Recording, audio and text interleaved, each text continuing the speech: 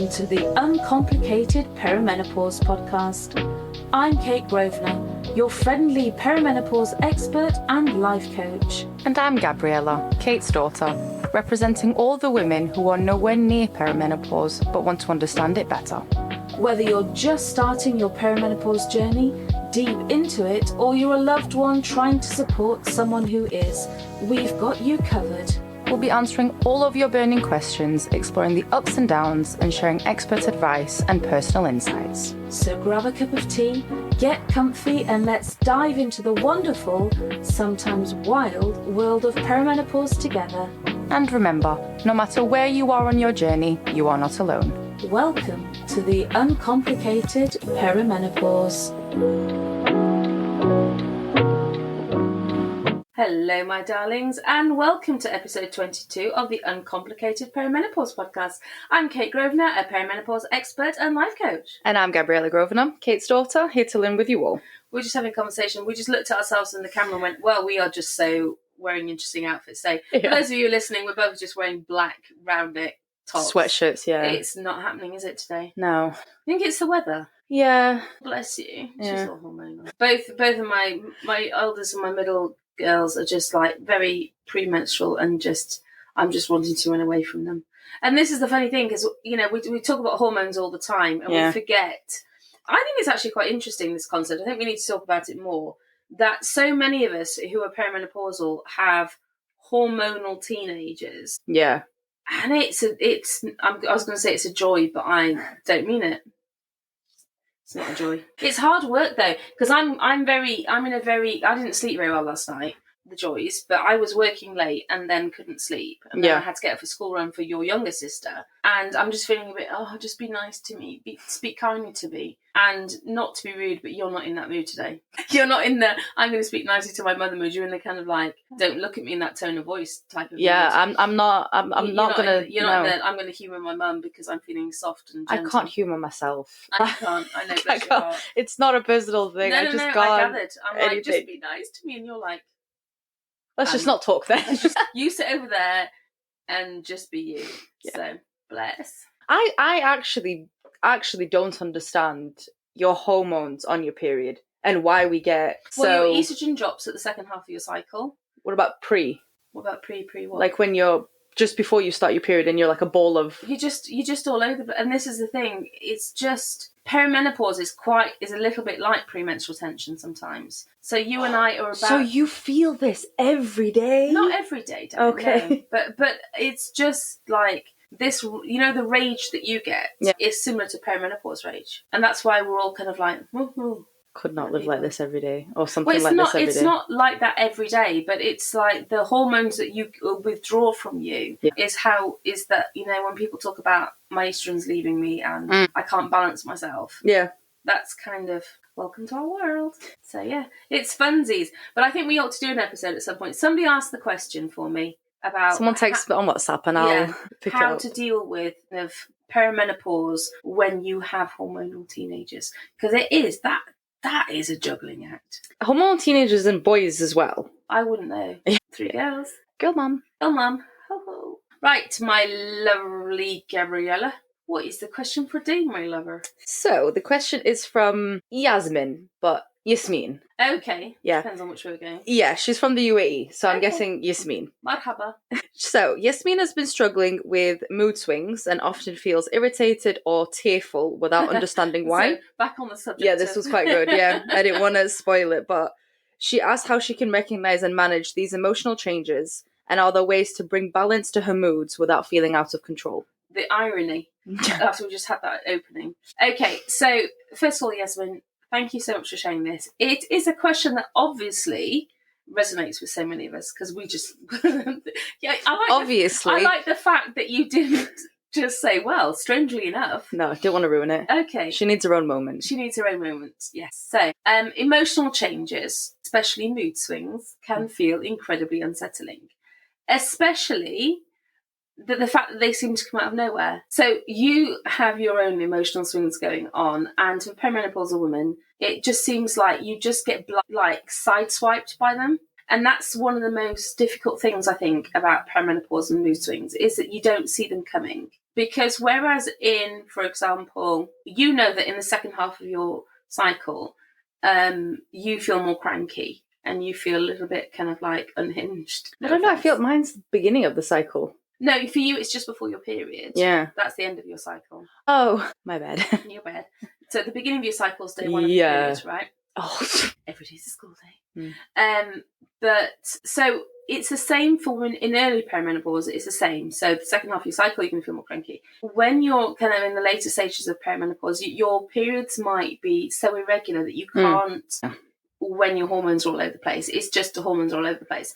So I think first and foremost, it's again, as always, and I say this every single episode, and I mean it from the bottom of my heart every single episode, you are not alone in this, Yasmin. You are not alone in this. And you've just got to congratulate yourself, I would say, for just, it's wonderful that you recognise that you're looking for ways to manage these feelings and restore balance. So celebrate the win, that you're looking for ways to sort it out, and give yourself a pat on the back for saying, I'm actively looking for something, because we have to celebrate the small wins. I did an episode on this, so I have, at the Uncomplicated Perimenopause membership that I do, I did a whole video on this yesterday about celebrating small wins, because it's so important. Because that's what will get you through perimenopause, just celebrating small wins. So firstly, recognizing emotions is the important first step, okay? Mood swings is the first sign of emotional shifts, hormonal shifts. And it's a sign that a lot of perimenopause, women that are going into perimenopause, so a lot of women will say to me, am I in perimenopause? Yeah. That's a question we must get every day. How many times a day? Lots and lots and lots, right? Yeah. On different social media platforms. Yeah, on TikTok or WhatsApp, on our Facebook group, a lot.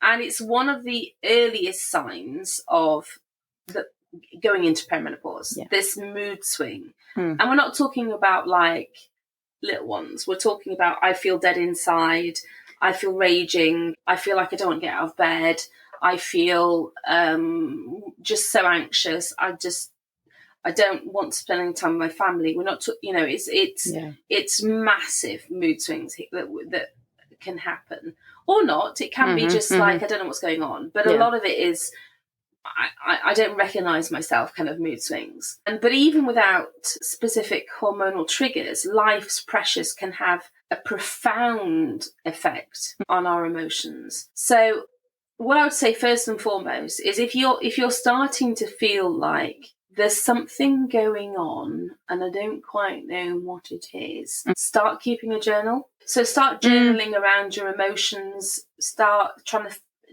At the beginning, it's not even finding patterns. Yeah. I want it to be more like a conversation with yourself. I've seen you recommend that to a few people, so then they can also tell the GP or doctor, this is how often, this is Yeah. So know. It's good to start figuring out. So if you do feel like you're going to go and have medical advice, obviously download my free tracker and checklist. If you haven't already done so, go to www.myperimenopausesymptoms.com. Oh, I didn't know it was that. There you go. My perimenopause symptoms. Myperimenopausesymptoms.com. And you can just download a free tracker and checklist. It's really good evidence to take to your doctor or your nurse practitioner, because they will just be able to look through. It's a tracker, it's a checklist. So you know where you are, they know where you are. It's really good factual evidence for them. It helps them immensely, and it helps you give them evidence. That's number one. Number two, journaling, because it helps you to get it out of your head and onto paper, and it stops taking up so much space in your head, which is really good, because you can go down that kind of self-fulfilling almost rabbit hole of going around in a circle with it, and you really don't want to do that, because you just ruminate on it and it gets bigger than it needs to be. Get it out of paper, get it out of your head onto paper, and what you'll see is certain patterns emerge during the month, and then you'll be able to see where the hormones start to affect what's going on. You'll start to see certain patterns, like maybe financial pressures start happening towards payday. Maybe it gets worse. Yeah. Maybe towards period time it gets worse. Maybe if your kids are having issues, it gets worse. And you'll start to see these patterns emerging, and then you can take almost just say, okay, that's why this is happening, rather than just like, what's wrong with me? Because we have that what's wrong with me fear. And we start blaming all these kind of like, there's something wrong with me. Why am I so filling the missing blank? Yeah. And so getting onto paper helps you spot problems that you might not otherwise think about. I think the same with the checklist. I think there's more symptoms where people go, oh my gosh, that was a symptom. Yeah. That makes sense. Yeah. I have that. Yeah. Rather than just think there's something wrong with you. Yeah, I've got some weird and wonderful illness. Now, that doesn't mean if you feel like there's something seriously wrong, don't go and have it checked out. Obviously do. This is not a replacement for cardiac, big illnesses. If you do feel there's something wrong, please do go and have yourself checked out. I say that as the warning always. So when it comes to managing these emotions, there are a few techniques that can really bring you relief and feel like you're more in control. Now, you don't actually have to be in control to have relief. It's the perception of control that will give you the stress relief. What do you mean? So, studies tell us that even believing that you have an element of control will make you feel less stressed. You don't actually have to have control over things. You just have to feel like you have a choice, feel like you have some control, feel like you're doing something. So the opposite of overwhelm is just feeling like, when you feel like everything's out of control and you can't do anything about anything, and just feeling like there is an element of choice, element of control, will make you feel like, oh, I'm not so stressed, I'm actually doing something. So action is quite often the opposite of anxiety. Okay. Yeah, that's what you've always told us. Like when you're feeling really, really anxious, like, I can't do this, I can't do this, I can't do this. Just do something. Yeah.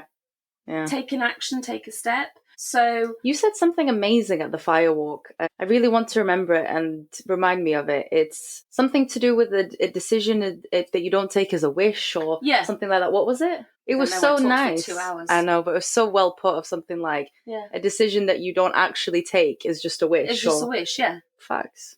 That was so good. Because that's all it is. If you make a decision, but you don't take any action, that you're just having I wish I could do that. Yeah, it's just a thought. It's just a thought. That's not a decision. Yeah. A decision without action is literally that. It's just a wish. Mm-hmm. I've made a decision. I'm going to fill in the blank. Yeah. Lose weight, start yoga. Well, unless you actually do anything about it. Yeah. It's just wishful thinking, really, isn't it? We have to back things up with action. So here are a few techniques. Okay. So if you really want to manage your emotions, you know what I'm going to say. Meditate. Yeah, that's always a good one. Mindful breathing and meditation. So just taking 5 minutes a day to focus on your breathing can make a big difference. Mm-hmm. There's apps like, so I'm ADHD, as you know, so I can't just meditate because I'm already having at least 2 conversations in my head. So your brain can't. So my brain can't rest like that. Focus on its own. So, but I can use guided meditations. Okay. So there's apps like Calm or Headspace. I've heard Calm is quite good. Yeah. So it depends on which one. So there's Headspace is Australian. So it goes up at the. I'm not going to do it again because Christy will be listening. That's just racist now. But so and Calm is American. So I like Calm because Matthew McConaughey Matthew McConaughey is the voice? No, one of them. So he tells the sleep story. Yes, Michael Bublé listened to it. I listened to it. And he goes, well, hello there.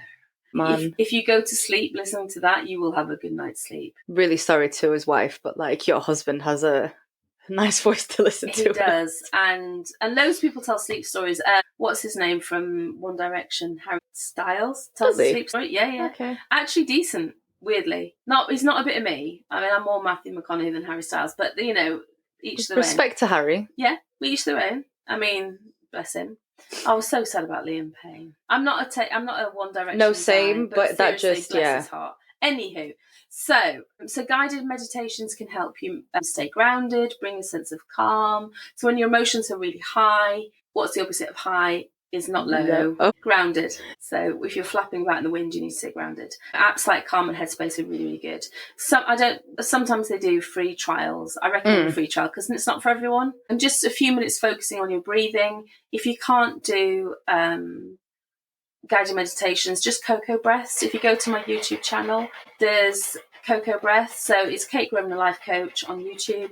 There's a video. It's usually on the front page because there's a noise in the studio that's just really it's just a really good video to watch for cocoa breaths. I get so distracted. Yeah, I just can't. I'm just thinking about your brain, like your ADHD. Like, my no, ADHD is just gonna go, what's going on? There's a noise in the studio, and it's just annoying me. Anyway, so that's number one. Number two, nourishing your body actually is a really, really, really good way to deal with mood swings. We don't appreciate enough how much our diet can impact our moods. I don't know why we do this, and I don't know about you, but I am an absolute bugger for this one. Right. I sometimes think that I can get away with it. Away with what? Not eating the right food. Like, if I sneak the food, it doesn't matter. I don't know why I think this. I think if I just eat toast, it won't affect me or something. I don't know. So I know pretty much, I'm not going to say I know everything there is to know about nutrition, but I know a lot about nutrition. I know a lot about perimenopausal nutrition. I know a lot about gut health. Yeah. I know a lot about hormone health. I know a lot about how food impacts hormones. I know a lot. And yet sometimes I try and cheat. Why do I do this? Well, there's little rules. Like Miranda Hart stands by, if you eat crap in the car, don't count. You're driving. Yeah, I don't. I'm not the best when it comes to... I'll sneak food whenever I can and crappy food, but I think it's because I'm young. Yeah. That's my mentality, which is... But that's okay. But for us, we cannot. So a lot of us in perimenopause are insulin resistant. We've worn our insulin is literally worn out. So when we eat foods that our body, for example, white carbs, high sugar foods, our body doesn't put my teeth back in my head. That thing just really. But what happens is that if you have a food that's high in fiber, high in protein, our body digests it so slowly, and the impact every time you eat something, basically your insulin levels, your sugar levels are spiked. Okay. Now, if it's high in fiber, the way that your body works is the sugar levels, it's a really slow release, and your body digests it really, really slowly. So although your blood sugar is spiked, it doesn't spike quickly, and it's really, really slow, and it digests slowly over time. So it doesn't give you that sugar high and that sugar crash. If you eat things like bread, things that are high in sugar, processed food, it just absolutely foobars you. Yeah. Okay. And then so you have the sugar high, and then you have the sugar crash. We can't do it in perimenopause anymore. We just can't do it. And I still try and cheat occasionally. And I don't know why I do it, because I know the rules. Do you not need, though, your body just that treat that... Yes, but at the right time. So on a Saturday night, I know that if I have a treat on a Saturday evening, we're sitting in front of the telly, we're watching a movie, right? We've got the fire on.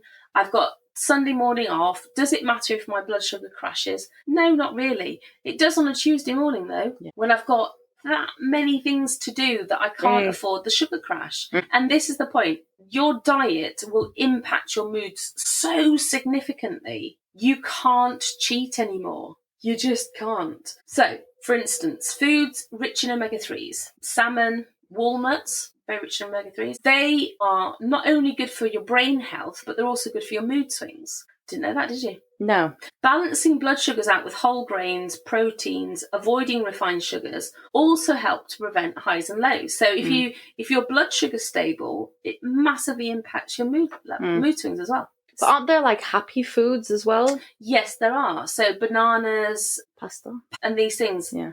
Technically, but in perimenopause, a lot of those foods are they'll also spike your blood sugar, which is more problematic than the happy foods. Garlic is also a happy food. Eat as much garlic as you want in perimenopause. I know, but pasta. Yeah, but it's just not worth it. Yeah. We can't get away with it. If our insulin is worn out, if we're insulin resistant, it's just not worth it anymore. Genuinely. I mean, cacao, on the other hand, watch this space ... is a thing of absolute beauty. Yeah. But, you know, it is what it is. Yeah. But it genuinely, the payoff. So it used to be, right, back in the day. So I was born early 70s, as you know. And I grew up in the era of Jane Fonda exercise videos. And the pump up. That was even later. That was actually in my teenage years, right? That's so and funny. It was always like, A minute on the lips, a lifetime on the hips, girls. No, that was actually an expression, right? And I heard that in Friends. Yeah, and we were all taught that, you didn't want to get fat and it wasn't worth it and all this kind of stuff, right? Okay, that's one way of looking at it. But we're not even talking about weight here. We're not talking about calories here. We are talking about how food will make you feel, your moods, your energy. So the payoff isn't, we're not talking about your dress size. We are talking about your mood, how you feel in yourself, your relationship with your own soul. Yeah. Do you know, it dramatically makes a difference. Yeah. Ain't worth it at all. Okay, the next one, movement and exercise. Okay. Physical activity. 10-minute walk, change your perspective on life. You know this, you do mental health walks every day. Completely so lifts necessary. Your spirit. Yeah. It releases endorphins. That's your feel-good chemical. And it's just, you can breathe on your own. You can breathe, your head clears. Yeah. And I'm looking forward to mine actually for today. Yeah, right. Do you want to go now? Do finish the podcast, off you go. But it's whether it's yoga, dancing. And the thing is, if you were in a really, really bad mood, why wouldn't you go for a 10-minute walk on a lunch break? Why not? It could be yoga, dancing, walking. Anything that you enjoy that involves movement is a really good idea, and it positively changes your mood. Yeah. And it doesn't have to be gym. Oh, God, no. Yeah. You don't have to get sweaty. It's just movement because it will change your mood. It's that simple. I mean, I've said it before and I'll say it again. But it changes your mood. Why wouldn't you? Yeah. Okay. Last one, connect with other humans. It sounds simple, but being around other women who are going through the same journey, just friends, support groups. This is why, and I'm shameless plug here, and I'm really okay with that. We have a perimenopause membership called the Uncomplicated Guide to Perimenopause, and in there we have a free group as well, obviously. But in the perimenopause membership, they love and support each other. Yeah, they are close. They are cute. Close group. And it's a huge help. So whether it's a support group like that, it's in a membership, or just sharing your experiences, but feeling understood, feeling supported, having this common experience makes things so much less overwhelming. Yeah. And that really matters, because feeling like you're not understood, feeling like you're being gaslit, feeling like somebody is just not validating you, feeling like, you are genuinely on your own is really miserable. Yeah. Yeah. Or competing with you and saying, well, that's just perimenopause. I've got this. It's like but I mean, a man can never know what this is like. Yeah. Not even a medical professional. No. So. No. The tiredness is another level. I think, Yasmin, just remember that mood swings, they're not a reflection of your strength or resilience. It doesn't make you weak. It doesn't make you less than. It's part of the journey that we're all on. And when you start to feel these emotions rising, just try to acknowledge them without judging yourself. Imagine that they're like waves and that they're going to pass again. And then you're going to learn to ride each one a little bit more smoothly. And you're doing brilliantly. Honestly, the fact that you've reached out is really good. And just by being curious about this process and by seeking ways to care for yourself, that's really great. I promise you. I'm sending you so much encouragement, darling, on your journey. You're absolutely not alone. I promise you. We're here cheering for you.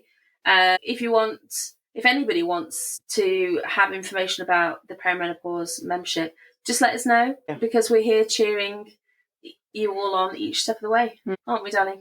All right, my lovers, if you have any questions, if you'd like to submit a question to us, you can use the WhatsApp details below, or you can ask us in our perimenopause group on Facebook, which is... A post goes out every Friday. Yes, Perimenopause with Kate Grosvenor. If you want to know about the Perimenopause membership, you can just send us WhatsApp, or you can email me, kate@kategrosvenor.com.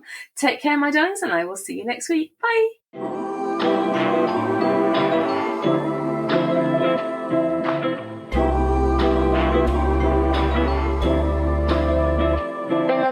Thanks for joining us today on the Uncomplicated Perimenopause podcast. We hope you found this episode helpful and inspiring. Don't forget, if you have any questions or topics you'd like us to cover, you can reach out through our Perimenopause group or on WhatsApp. For more information on my coaching, perimenopause supplements, books or upcoming events, please visit www.kategrosvenor.com. And if you've enjoyed today's episode, please subscribe, rate and review our podcast. It really helps us reach more listeners just like you. Until next time, remember, perimenopause doesn't have to be complicated. We're here to help you every step of the way. Stay uncomplicated.